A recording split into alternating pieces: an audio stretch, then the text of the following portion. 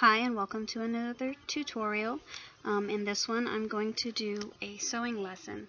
A lot of people have issue with doing buttonholes using a machine buttonhole maker. They get confused as to where to line up the machine on the material and exactly how far will the buttonhole extend to make sure that you line it up on your garment so that your buttonhole is placed properly. When you're beginning and you don't quite feel confident with doing your buttonholes, I start with a piece of paper. Okay, I've tested out the buttonhole with the button inside the buttonhole. I'm going to go ahead and release it so that I can show you. You see the button? It's inside the buttonhole guide.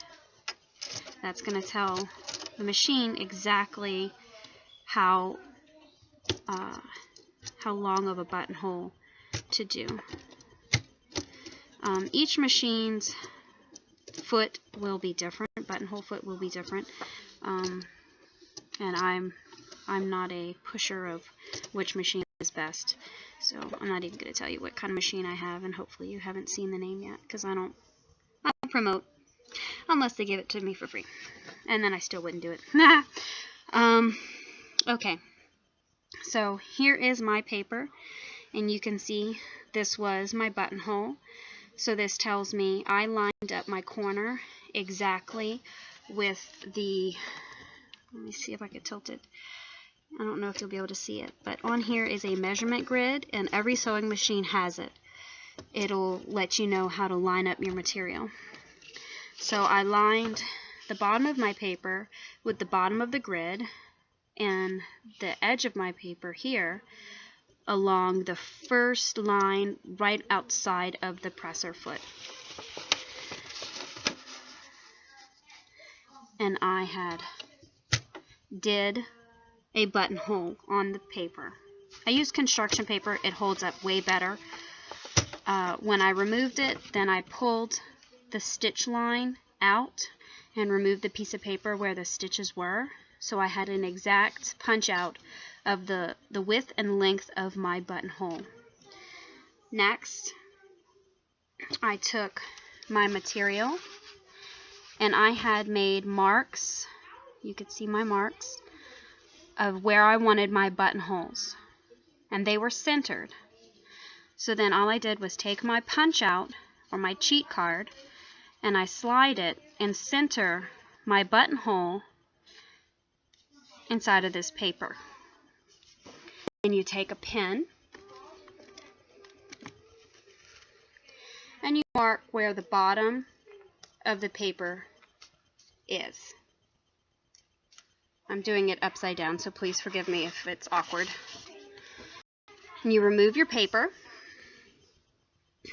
and then you take your material and you line this pen that you've just placed. You line this pin with the bottom grid of the measurement panel that's next to your presser foot, because you know that's where the bottom of the paper went. So that's where your pin goes.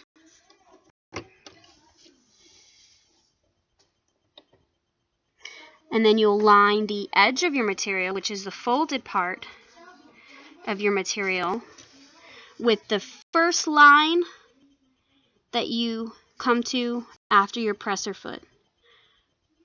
Okay, now make sure when you're using your presser foot that your presser foot lever is usually found above and behind your presser foot. It's usually inside the casing. Pull it down and make sure that it is between the two little toggle feet on your buttonhole presser foot.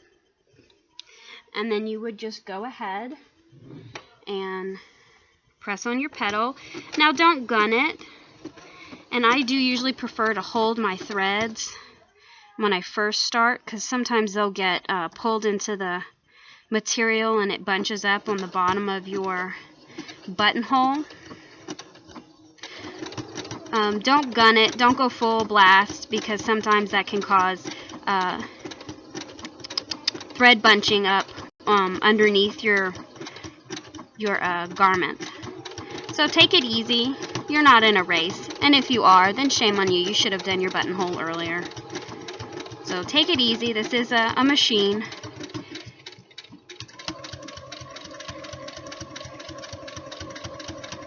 And so once it's completed, you will find that you have put a buttonhole where it's supposed to be.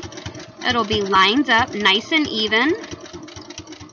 And then you'll be able to go on to your second one and use your cheat sheet card with your buttonhole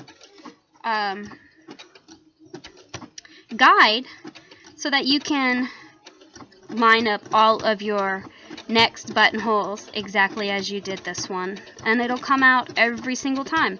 And if you're going to use a new buttonhole that you haven't done before and you really don't want to use it on the material itself because possibly it's silk, or you just don't want to have to go through the hassle of pulling threads out, test it out on a piece of cardboard.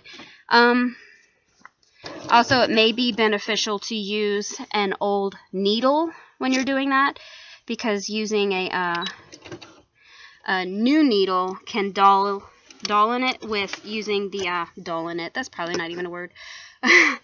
It'll dull your needle by putting it through construction paper or any paper. It's just like you shouldn't use your good fabric scissors for cutting out paper, because it ruins that nice edge. So I have paper scissors and I have material scissors. And so there you go. You've got perfect buttonholes every time. And then when I come to this one, again, I'm just going to use my cheat sheet. I'm going to place it with the marks that I've done centered inside the little peephole. And I will take my pen and put my pen at the bottom of the construction paper onto my material, because I know that's where the bottom grid on my machine was. And then I would go and just continue on with all of my buttonholes the same way. So this is an easy way for beginners, and even us women who have been doing this, or gentlemen, because there are very handy men out there who can sew a garment. Sometimes we would like shortcuts, and I find that this helps, especially if I'm tired and I really just want to get the garment done. I'll go ahead and make a cheat sheet like that and go ahead and pin on all of the buttonholes, or you could use your chalk pencil and make a mark instead of the pen. You could just put a chalk mark, and then when you're ready to do it, then you could go ahead and do all of them at once instead of stopping and marking each one individually. You could just mark them all ahead of time and go from there. Well, I hope that helps, and if you have any comments or questions, go ahead and leave it down below, and I hope that you return for future videos. Shalom.